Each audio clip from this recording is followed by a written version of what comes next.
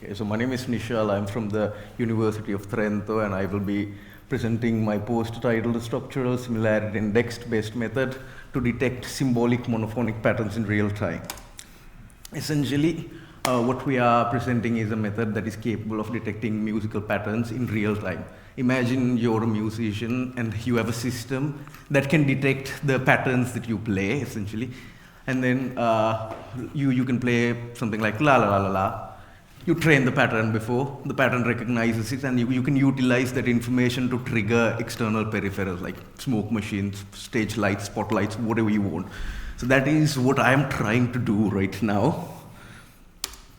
And so in order to do this, we represent musical notes as a matrix.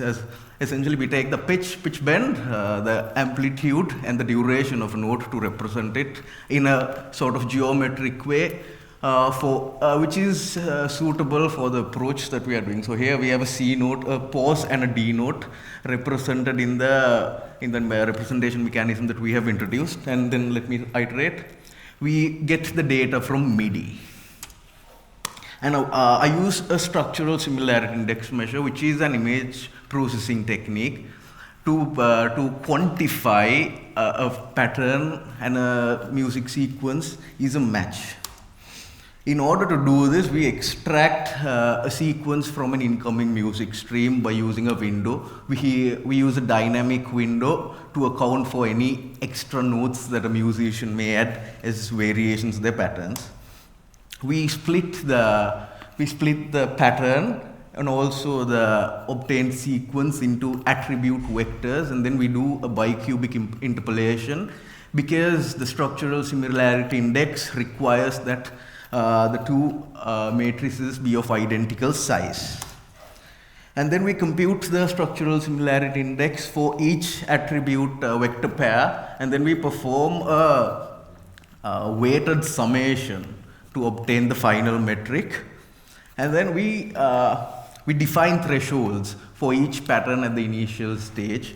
And then if the sequence at the point of obtaining it has a metric which is higher than the threshold, we conclude that it is a match to the pattern. So we have tested this data, the system against 3 data sets. One was designed synthetically, the other is the Johannes Kepler University database, which is more or less an industry standard. And we have a data set that was recorded by human musicians. We have good results, and we have small inaccuracies and false detections. We also have a very good computational time and load, which makes the system very suitable to run on embedded systems in real time. So that is one of my end goals. And then, yes, having said that, thank you very much for listening. I invite the other two, and let's have a chat at the end. Thanks.